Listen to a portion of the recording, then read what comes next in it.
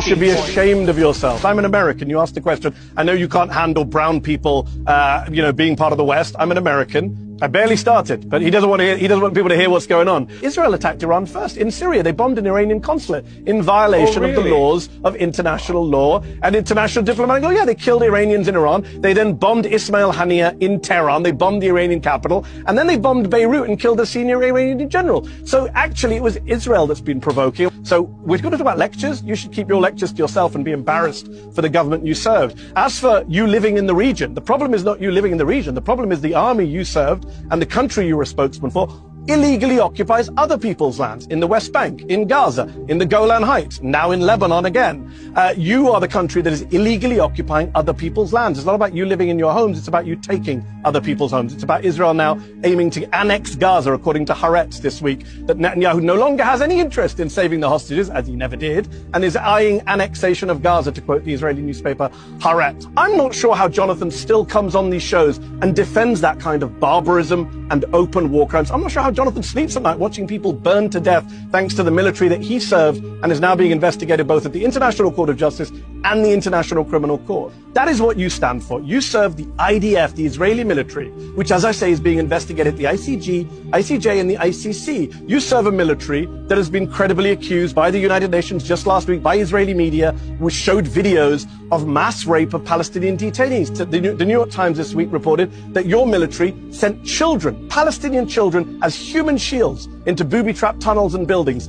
Is that what you did, Jonathan? Can you tell us today, did you ever send a Palestinian child as a human shield into a tunnel? Because the New York Times is saying your military did that. The World Food Programme is saying your military is starving the people of northern Gaza. Did you starve people when you were in the military, Jonathan? What do you stand for? Starvation? Mass rape? Ethnic cleansing? Genocide? Every human rights group in the world says your military is an abuser of human rights. I don't know how many human rights you yourself have personally abused. I don't know if you turned a blind eye to rape on your custody. I don't know if you killed children at at point-blank range like Israeli snipers did to people carrying white flags. You can tell us today how many people you've killed or how many people you've tortured. I'll be here all day. Listen. But the issue is you're bombing areas of tents and hospitals. You've bombed refugee camps, as Piers pointed out. You've bombed schools, as I've pointed out, and you've dodged. You bombed a Lebanese Christian town and killed 23 people from one family, including 2 babies. You've bombed UN peacekeeping soldiers from Ireland and Italy, who are not Hamas or Hezbollah either. Israel is bombing people deliberately.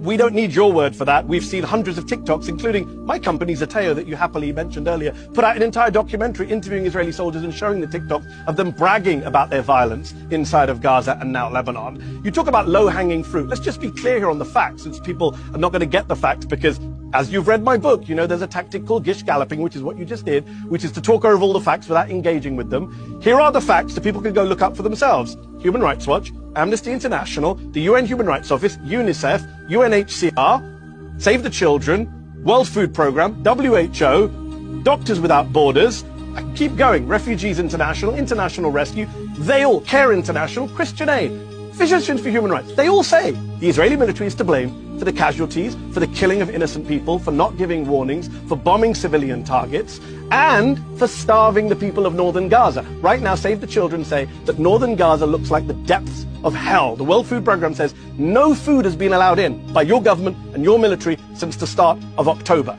And by the way, one last point. You mentioned, oh, maybe 10 soldiers did this, 10 soldiers did that.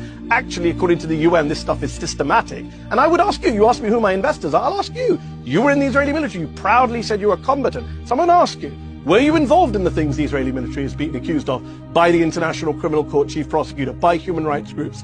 Intentional killing of civilians, starving of civilians, the use of rape and sexual violence against detainees, using Palestinian children as human shields, as the New York Times reported this week. Did you do any of that when you were in your service, Jonathan Connery?